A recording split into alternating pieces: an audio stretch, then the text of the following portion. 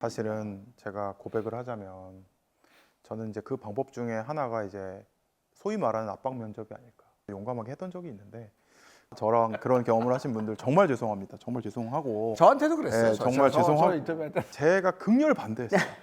아니 이 사람 교포 출신인데 영어 발음이 왜 이렇게 그지 같아? 그래서 제가 이제, 영어 잘 하세요. 근데 연계구로. 전 중이가 굉장히 중이스러운 창업가의 퍼소나를 딱 이야기하신 거. 그래?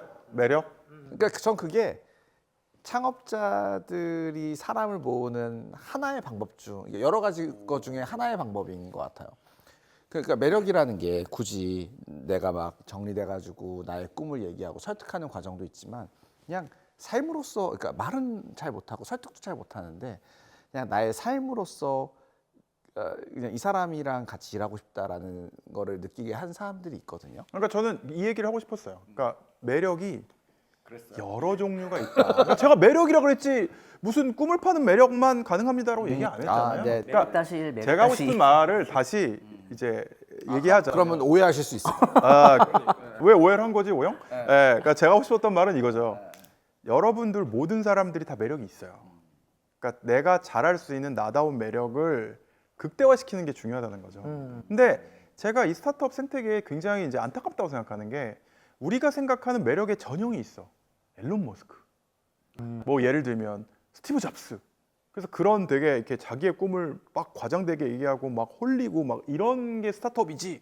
그런 게 스타트업 대표지. 근데 왜 나는 이렇게 그 아이라서 이런 걸 못할까? 사람들 앞에서 왜 피치도 못하고 말도 잘 못할까? 나는 창업가 자격이 없나 보다 이렇게 생각하시는데 전혀 그렇지 않다는 거예요. 오영이 얘기하신 것처럼 오히려 겸손하고 말을 잘 못해도 실천으로 보여주고 아니면 전혀 다른 굉장히 따뜻하고 이런 거에 또 끌리는 사람들이 있다는 거죠. 그러니까 우리가 메타인지 하잖아요. 근데 우리가 보통 이제 부정적인 의미로 메타인지를 너는 왜 이렇게 메타인지가 안 되니 이렇게 얘기를 하는데 그게 아니라 자기의 장점을 극대화하기 위한 메타인지가 저는 훨씬 더 중요하다고 생각하거든요. 그런 면으로 얘기한 겁니다. 오해하지 마세요. 아니 네 오해 죄송합니다. 사과 잘 받아들이겠습니다. 다른 매력들이 있으니까 본인이 가지고 계신 매력을 그냥 10분 발현하셔가지고 팀빌딩 하시는 게 이 지점에서 그 사실 저는 이렇게 되게 게을러 터져 먹은 사람이라 한 거의 7, 8년 전부터 우리 투자팀을 만든 투자팀에 있는 모든 사람을 다 찾아내고 뽑고 설득해서 못 나가게 하고 한 거는 오영이 다 했잖아요. 그러니까 어떻게 보면 코CEO를 하기 전부터도 이 투자팀이라는 작은 회사의 대표 역할을 하신 거고 그때 오영이 발산한 매력은 뭐였어요? 뭘 팔아먹은 겁니까? 그럼 뭐 모르죠. 뭘 몰라 지금 그 얘기를 지금 비법 전수하려고 지금 카메라가 돌고 있는데 모르죠 그러면은 말씀 안 하시는 아니 뭐 메타인지가 안 돼서 그런가 봐. 메타인지가 좀 안 되는 게 얘기해 봐요 그래도. 그 제3자가 느끼는 단어를 한마디 해봐도 될까요? 오영은 제가 옆에서 보는 오영은 진정성인 것 같다. 예.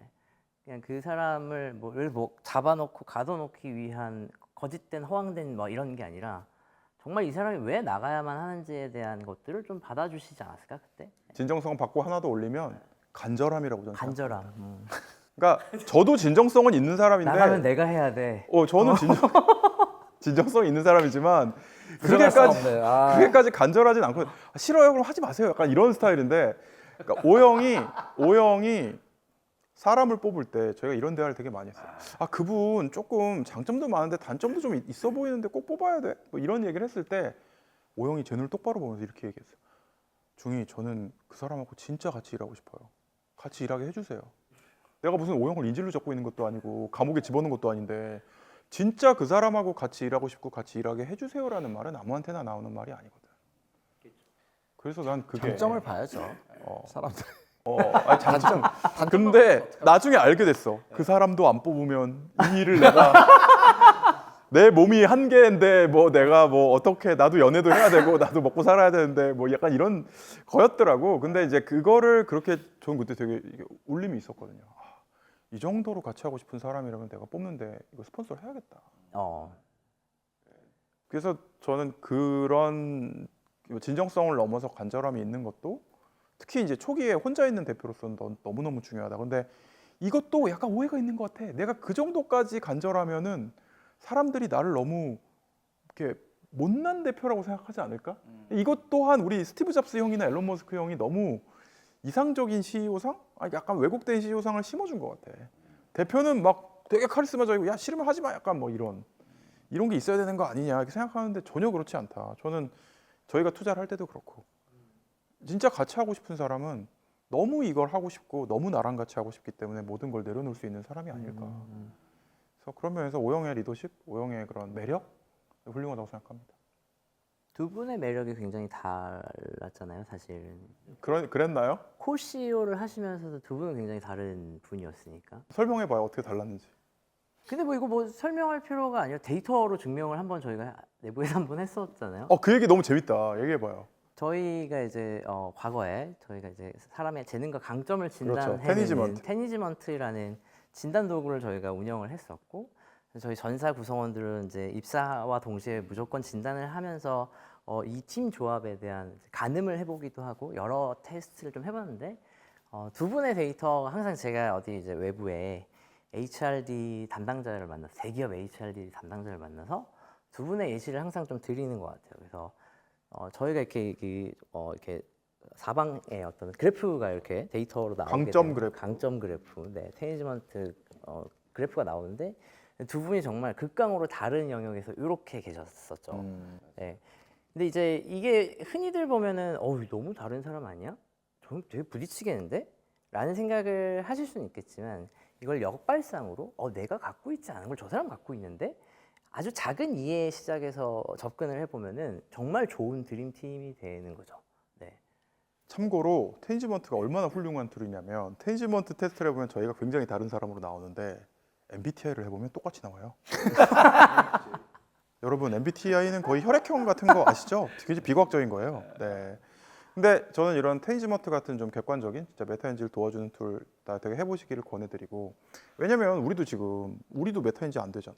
그러니까 이 험난한 세상에 내가 어떤 사람인지 알기도 어려운데 그런 되게 좋은 객관적인 도구를 통해서 내가 어떤 사람인지 알고 사실 저는 테니지먼트 하면은 강점 분석을 한다고 하지만 반대로 뒤집으면은 약점을 되게 선명하게 볼 수 있는 맞아요. 거기도 한데 이제 많은 분들이 이런 또 착각을 하는 거죠. 내가 약점이 분명하니까 그 약점을 내가 극복해야 돼. 내가 이거 외향적이지 않은 사람이니까 연습을 해서 외향인이 돼야 돼. 근데 그거는 어렵고요. 오히려 그러면 그 내향적인 걸 메꿔줄 수 있는 외향인을 코파운더로 끌고 와야 되는 거죠. 그래서 근데 그런 노력을 하기에 되게 좋은 도구다라고 생각하고요. 그래서 몇몇 팀들은 이 초기 팀들 한 5명, 6명 정도 사이즈일 때 테니지먼트 진단을 같이 해보면 되게 재밌는 그 현상들이 나타나는 것 같아요. 그러니까 의도를 했는지는 모르겠는데 되게 그 대표가 갖고 있는 재능과 강점 방향으로 사람들을 다 모아놨어. 그러니까 비슷한 사람. 같은 사람을 모아놓은 거지. 클론이지 클론. 네. 왜냐면 아마 그럴 것 같아요. 되게 초기 팀이고 리스크는 굉장히 극에 달아 있는 상황인데 와 나처럼 생각하고 나처럼 일하고 나처럼 밥 먹고 나처럼 안고 이런 사람을 원하지 않았을까? 근데 그러면 편하니까. 그렇죠. 네. 그럼 좀 이해하고 설득시키는 게 훨씬 편하니까. 뭐 항상 나쁘지는 않은 것 같아요. 어떤 시기에는 그런 게 더 효율적일 수도 맞아요, 있어요. 맞아요. 그게 방향만 맞다라고 하면 모두가 똑같은 방향으로 가고 있으면 사실은 커뮤니케이션, 저 같은 사람은 커뮤니케이션의 로스가 되게 줄어들 수 있을 것 같다라는 생각은 들어서 굉장히 효율화를 또 또 중시하시니까. 우리 업계의 대표적인 예가 토스잖아요. 토스의 기업 문화, 인사 문화가 굉장히 독특한데 그거는 그 문화, 그 세계관을 이해하지 못하는 사람한테 되게 불편할 수도 있는 거잖아요. 그럴 수 있죠. 근데 오히려 똘똘 뭉쳐서 그 세계관을 지지했을 때 얼마나 큰 힘을 발휘하냐에 되게 좋은 예거든요. 우리가 뭐 해외에서는 뭐 예를 들어 넷플릭스 같은. 그래서 그냥 그거는 자연스럽게 이제 HR을 넘어서 하나의 기업의 문화하고 연결되는 것 같고. 맞아요. 근데 이제 문제는 이런 거죠. 너무 단일하고 유니크한 문화로 뭉쳐버리면 꼭 필요한 재능을 가진 사람이 못 들어올 수도 있기 때문에 어느 정도 플렉서빌리티는 가져가야 되는 거고 그 균형 감각이 되게 중요한 것 같아요. 그게 이제 확장으로 가져가야 하는 그 밸런스, 그냥 균형을 확장을 가져가야 하는 시기가 있는 것 같아요. 근데 이거는 업마다 다르고 대표님의 성향마다 다르고 지금 우리 사업 전개가 어디까지 되어 있는지에 따라서 좀 다른 것 같기는 한데, 근데 분명한 거는 어느 순간에는 조금 이제 확장을 해 나가야 하는 시기가 분명히 도래하는 것 같다. 그러면 리크루팅 관점에서는 초기 스타트업들을 하면 우리 회사도 잘 모르고 그러는데 그렇죠. 사실 이건 또 PR하고도 관련이 있는데 아무도 모르고 듣보잡인 회사를 내가 어떻게 가. 맞습니다. 어떻게 해야지 효율적으로 사람을 잘 찾고 꼬시고 데려올 수 있을까요? 제가 되게 괜찮은 방법을 하나 찾았어요. 그러니까 항상 PR, 그러니까 인지도랑 그다음에 HR은 같이 가잖아요. 그래서 이제 밸류업 팀에 같이 있는 이유기도 한데 PR과 HR을 한 번에 해결할 수 있는 방법이 있어요. 집중도를 높이는 거예요. 예를 들면 내가 AI 회사를 하고 싶으면은 AI 컨퍼런스 같은데 부스라도 하나 내면은 거기는 인구 밀집도가 되게 높은 데잖아요. AI 연구원들이 모이는 데인데 그 내가 알만한 그런 유명한 학회에 부스가 있다는 거는 나름 착시 효과를 주는 거죠. 여기 나올 정도면 그래도 나는 몰랐지만 인지도가 있는 거 아닌가? 그래서 그런 재료들을 잘 이용해 보시는 게 좋을 것 같은데 대표적인 예가 야 세계 최고의 제일 유명한 이런 뭐 그런 행사가 뭐야? CES. 마침 돈도 준대. CES를 간다. 근데 CES 같은 데는 밀집도가 너무 떨어져요. 거기는 뭐 5만 사람들이 다 오잖아요. 한국전자전 뭐 이런 데는 초등학생도 가고 아빠 로봇이 있어 뭐 이러면서. 근데 그래서 고수들을 보면 진짜 듣도 보도 못한 그러니까 베어 로보틱스는 예를 들면 푸드 서빙 로봇을 만들잖아요. 그러면 푸드 자동화 쪽에 전 세계의 탑인 저는 이름도 기억 안 나는 컨퍼런스가 있어요. 그런데 가고 스폰서도 하고 하는 거예요. 그러니까 저는 이 인지도와 그 다음에 그 HR을 둘 다 잘하려면 굉장히 뾰족한 커뮤니티에서부터 알려나가는 방법밖에 없는 것 같다. 이런 생각이 드는데요. 이게 먹힐 것 같습니까? 비슷한 사례가 사실 최근에 좀 있는 것 같아요. 저희도. 그래서 그 타이드풀이라는 저희 이제 타이드풀. 이제 그 육상 수산 양식을 이제 혁신을 일으킬. 되게 어렵다. 육상 수산 양식. 아무튼 이제 아무래도 이제 좀 초기 팀이다 보니까 아직 외부로 많이 알려져 있지 않은 영역들이 너무 많았었고 그리고 외부로 알려져 있는 정보도 좀 제한적이었던 것 같아요. 그래서 채용을 하면서 좀 저도 좀 고민이 많았고 타이드풀은 근데 찾아봤더니 정보가 많이 없던데요. 뭐 투자를 하신 것 같긴 하던데 무슨 회사인지를 잘 모르겠어요. 그러다 보니 이제 설득의 구간이 너무 험난해지고 시간도 늘어지고 그래서 이제 저희 이제 팀 안에서 생각한 게 야 이거 그 PR이랑 좀 우리 같이 붙어서 가자.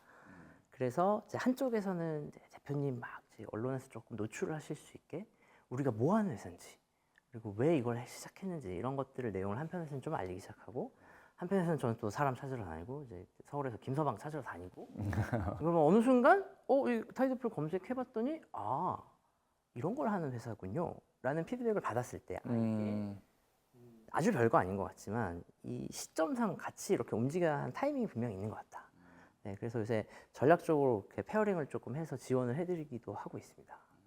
그러니까 저는 이게 되게 스트레스를 많이 받으시는 부분인데 나도 내 회사를 알리고 싶은데 나는 PR에 P자도 모른다. 그러면 이제 못 하시잖아요. 그러니까 물론 저희 같은 회사에 투자를 받으시면 저희가 도와드리지만 그냥 아직 펀딩도 받기 전. 그러니까 약간 닭과달걀인 것 같아요. VC들 스코프에도 못 들어올 정도로 안 알려져 있으면 뭐 지금 사람도 문제고 돈도 문제 이렇게 되잖아요. 근데 이제 이런 연습을 좀 해보시는 게 좀 필요한 것 같아요. 그러니까 보도 자료 쓰는 법, 챗 GPT한테 물어보면 보도 자료 쓰는 법도 알려주고 그렇죠. 심지어 보도 자료를 만들어 주거든. 근데 그냥 될 대로 되라는 생각으로 막 뿌려보시기도 하고 보도 자료 뿌리는 그런 도구도 써보시고. 그러니까 결국은 모수가 많아야 그 시도가 많아야 하나라도 걸리잖아요.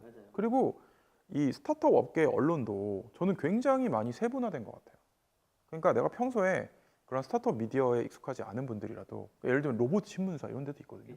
그러니까 되게 뾰족한 곳에 이분들이 어떤 주제에 어떤 스토리를 좋아하시는지 특히 뭐 조금 더 파고들면 스타트업 쪽을 전문적으로 다루는 기자분들이 되게 적거든요. 각 언론사에 뭐 서너 분밖에 안 계세요. 그러면 평소에 이분들이 어떤 스토리를 좋아하시는지는 조금만 파보면 나오거든요. 이것도 챗 GPT에 시킬 수 있습니다. 뭐 예를 들면 중앙일보는 어떤 분이 스타트업 관련된 걸 써 그럼 이름 얘기해 주고요. 그분들 기사에 토내면 어때? 그럼 얘기해 준단 말이에요. 그러면 이메일 주소까지 알려줄 수 있죠. 그렇죠. 이메일 요새 다 공개하시잖아요. 그러면 평소에 이런 기사 쓰시는 거 알고 있고 저희 스토리가 잘 맞는 것 같아서 한번 뵙고 인터뷰했으면 좋겠습니다라고 메일을 줬을 때 기자분들이 그런 메일을 거의 못 받아요. 왜냐하면 그렇게까지 그러니까 기자분들도 사랑받고 싶지. 아니 왜냐면 기자분들도 전문성이 있고 나는 내 딴에는 야 스타트업 업계에 숨겨진 이런 얘기를 해서 나는 너무 행복해. 근데 아무도 그런 걸 안 알아주는 뭐 이런 기자분들 많은데 평소에 이런 내용을 다뤄줘서 너무 감사합니다. 근데 마침 저희가 그거에 해당돼서 아 이게 바쁘시겠지만 차 한잔 할 수 있을까라고 하면은 제가 아는 대부분의 기자분들은 특별같이 달려갑니다. 요즘 언론 노출이 많으셔서 그런지 언론에 대한 전문성이 아주 깊어지신 것 같습니다. 감사합니다. 근데 저는 그냥 기자분들은 그 스토리를 굉장히 잘 전달해 주는 아까 매력 발산 이런 얘기 했잖아요. 근데 그 매력을 전문적으로 극대화해 주시는 분이라고 생각하고 물론 내 노력도 중요하지만 근데 스스로 반성하는 거지. 기자분들이 내 매력을 발산해 주시는 거를 감나무에서 감 떨어지듯이 기다리면 안 되고 그분들이 원하는 매력을 아니 내가 매력이 있는지도 결혼식장에 부르지도 않았는데 어떻게 가요랑 비슷하게 그 매력이 있는지도 모르는데 제가 어떻게 그걸 기사합니까? 할 수 있는 거죠 그분들은. 프로액티브하게 그렇게 접근하는 사람들이 진짜 별로 없긴 할 것 같아요. 없죠. 그러니까 타이드풀 아니 우리가 맨날 얘기하잖아. 소돼지를 잡는 걸 로봇으로 한다. 얼마나 섹시한 스토리고 로봇처럼 타이드풀처럼 수산 양식을 AI로 한다. 얼마나 섹시한 스토리예요. 지금 많은 기자분들이 이런 주제를 다루고 싶어하세요. 과학기술의 힘이 이 소외된 걸로 보이는 산업을 어떻게 바꿀 것인가. 왜냐하면 이거는 과학기술에 관심 있는 사람만 좋아하는 스토리가 아니라 맞아요. 그냥 내 일이 이대로 망하는 거 아니야? 이거 한계 산업 아니야라고 생각하는 분한테도 복음이 될 수 있는 거니까.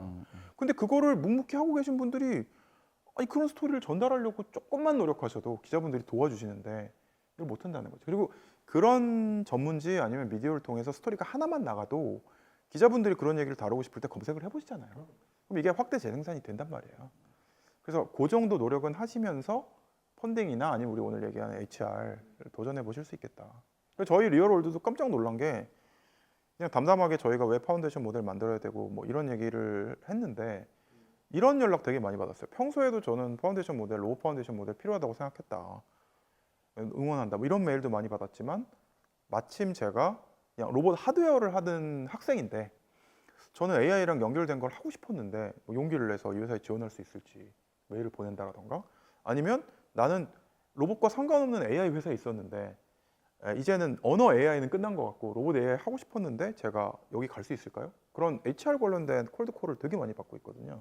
그러니까 결국 이게 진짜 홍보와 HR은 뗄 수가 없구나. 진정성 있게 우리가 뭐 하는지 알리는 게 좋은 분 찾는데 너무 도움이 된다. 너무 좋은 현상인 것 같아요. 창업자로서 절감하고 있습니다. 좋은 분을 찾았어요. 찾았는데 전 사실은 좋은 분을 찾고 매력 발산해서 꼬시는 것만큼 중요한 게 안 좋은 분을 걸러내는 프로세스 같긴 해요. 아 근데 이게 면접을 1시간, 2시간 본다고 해서 안 좋은 분 고를 수 있을까? 그래서 전 두 분한테 좀 궁금한 게 시크릿 소스가 있으신가가 궁금해요. 그러니까 저는 한 명의 잘못된 채용이 사실 엄청나게 큰 파괴력을 가지고 있다라고 생각하는 사람이어서 만약에 그게 뭐 때로는 어떤 사람은 그냥 스타트업에 오면 안 되는 사람들도 있잖아요.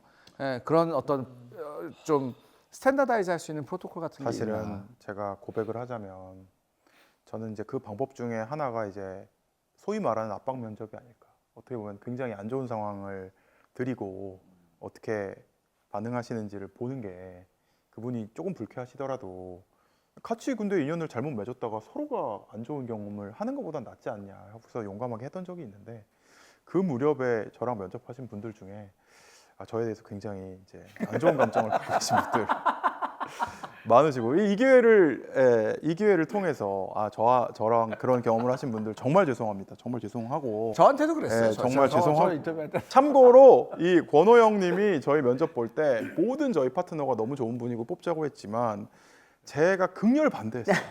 아니 이 사람 교포 출신인데 영어 발음이 왜 이렇게 그지 같아? 그래서 제가 이제, 영어 잘 하세요. 근데 아직 영계구로 발음은 아직 뭐 제가 보기에 뭐 그렇지만 네 제가 이제 그런 악랄한 사람이기 때문에 마음의 상처를 입으신 분들께 다시 한번 사과를 갑자기 드리고 사과 타임.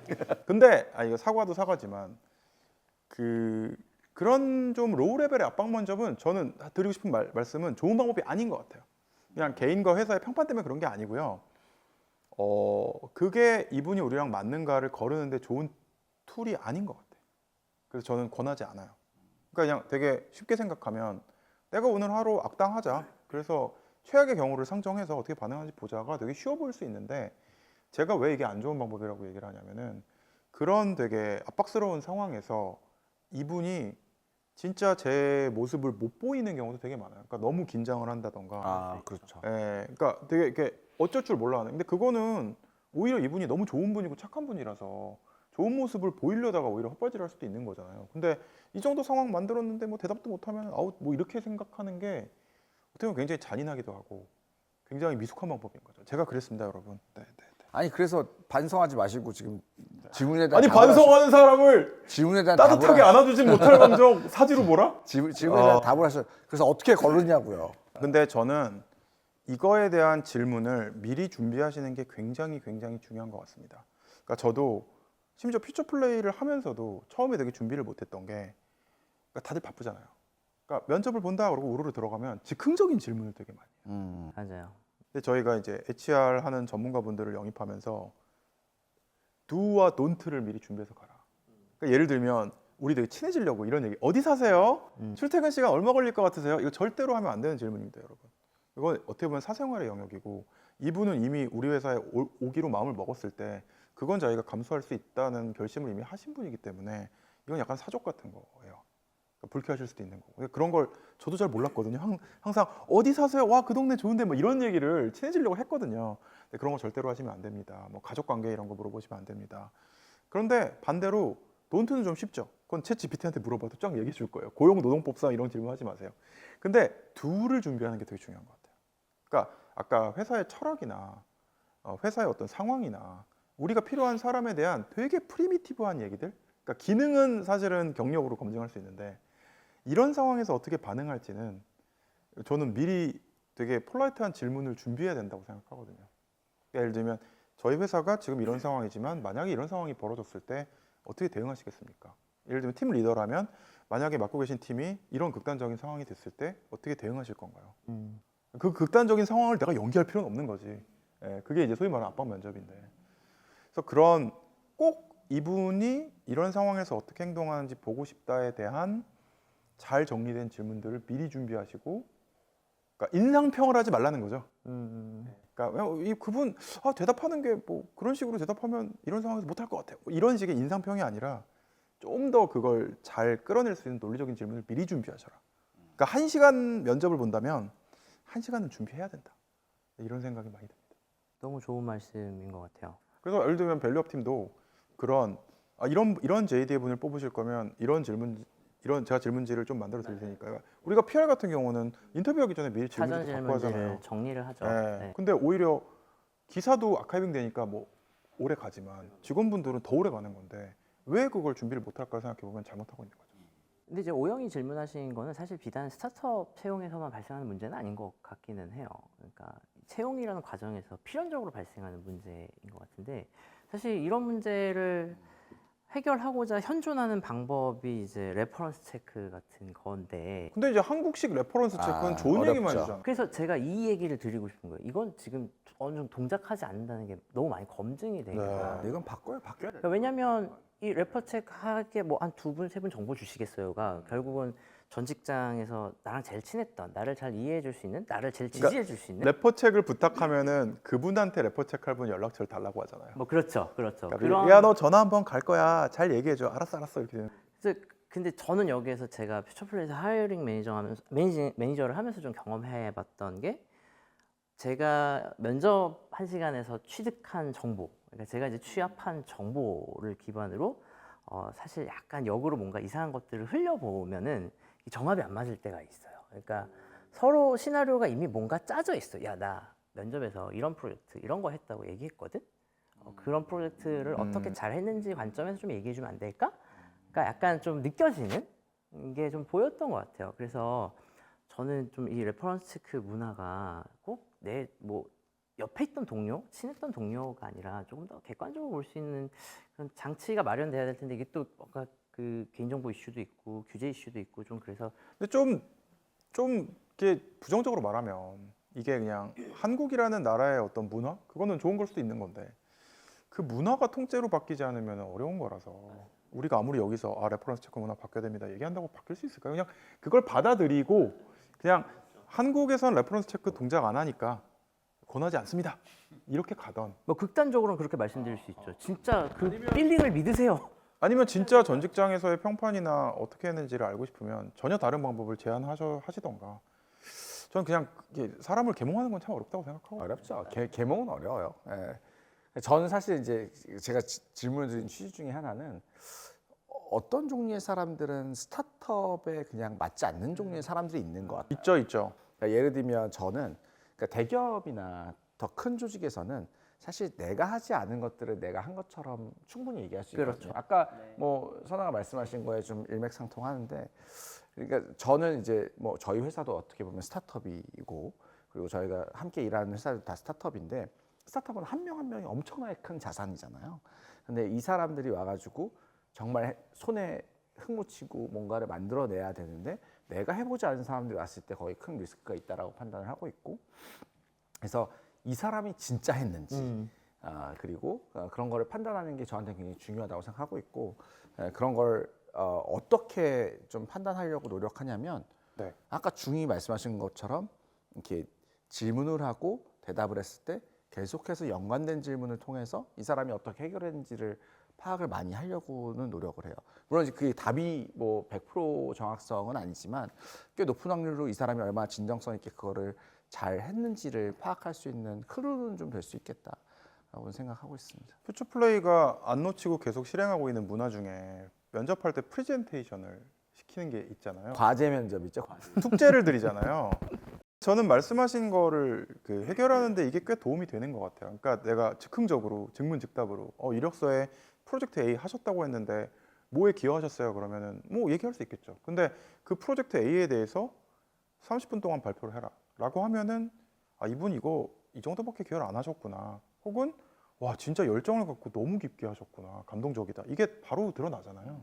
그래서 저는 이런 분들이 계세요. 그런 저희가 과제 면접이 있어서 과제를 드리겠습니다 하면 저희가 뭐 경력직인데 과제까지 해가면서 가고 싶지는 않은데요, 그러고 드롭하시는 분들은 저는 되게 잘 걸렀다, 좋은 필터다 이렇게 생각하거든요. 근데 진짜 내가 프로라면 나한테 과제를 통해서 그 피칭을 할 기회를 주는 회사는 저는 정말 건강하고 좋은 회사라고 생각합니다. 그걸 듣고 싶어 하는 거니까요. 그러니까 나에 대해서도 알기 위해서 나의 일을 듣고 싶어 하는 회사만큼 좋은 회사는 저는 없다고 생각하거든요. 그래서 오히려 나한테 뭔가 나를 채용하기 위해서 과정도 많고 뭔가 복잡한 회사가 더 좋은 회사고 축복받은 기회다라고 생각해 주셨으면 좋겠어요. 왜냐하면 저희도 면접 한 번 보는데 1대1 면접이 아니고 되게 많은 사람이 들어오는데 그 수많은 시간을 쓰는 거예요. 그분의 얘기를 듣기 위해서. 그래서 저는 그렇게 생각해 주시고 좋은 관계 맺으셨으면 좋겠습니다. 그 저희 이제 시간이 거의 다 됐는데 뭐 사실은 선호와 함께하니 시간이 화살처럼 흘러가는군. 오늘 주제가 재밌어서 그런 거 아닐까요? HR 얘기는 뭐 해도 끝이 없을 그래, 것 인사가 같고. 만사야. 네, 그러니까 뭐 처음부터 끝이잖아요. 하지만 뭐 저한테 뭐 또 주어진 시간들이 있으니까 그래서 만약에 댓글로 저는 진짜 사람 고민 아직도 하고 있고 특히 이런 사람 고민 하고 있는데 속편으로 좀 제작해 주세요 하면은 그 주제로 저희가 달려가도록 하겠습니다. 분기 1회 정도는 이 HR 얘기해도 재밌을 것 분기 같아요. 일해 갖고 되겠어요? 약간 퐁당퐁당으로 사람 얘기 딴 얘기 해도 아마 성에 차지 않으실 텐데 창업가 분들. 오늘 좀 못 풀어드린 케이스들도 좀 있는 것 같고 네, 다음에 불러주시면 한 번 더 나오도록 하겠습니다. 감사합니다. 오늘 선화 때문에 우리가 풍성해져서 너무 좋습니다. 감사합니다. 조금이라도 도움이 되었.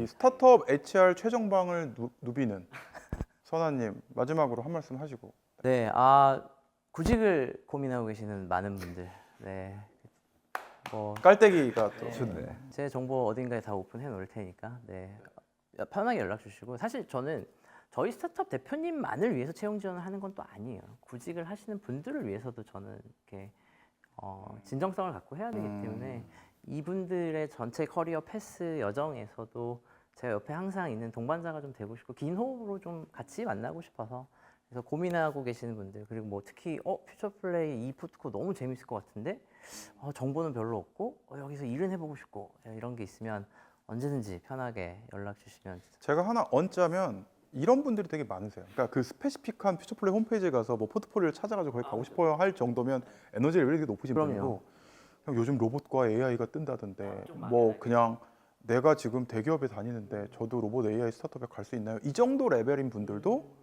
연락을 주시면 되게 좋을 것 같아요. 왜냐하면 그분들하고 얘기를 해서 결국 아무 일도 안 일어나더라도 우리 선아님도 헛되이 시간을 쓴 게 아니에요. 데이터를 얻으신 거잖아요. 경험을 하신 거고. 그래서 그런 만남은 더 많아지면 좋을 것 같아요. 맞습니다. 좋은 인연 만들었으면 좋겠습니다. 네. 좋습니다. 뭐 오늘 많이 또 들어주셔서 감사하고 오늘 여기까지 하시죠. 클로징 멘트 하시죠. 꾸준 뭐예요? 똑같이. 분이랑 똑같나? 네. 기억하세요? 그건 안 붕어 아니야? 적으셨던 것 한 시간 전에 했던 거를 한번 하고 끝내 봅시다. 잊어버렸어. 이름이 리얼 퓨처잖아. 리얼이 한국말로 뭐야? 진짜지. 퓨처가 뭐야? 미래잖아. 그럼 진짜 미래. 미래를 찾는 방송, 그렇지? 자, 진짜 미래를 찾는 방송 리얼 퓨처. 감사합니다. 감사합니다.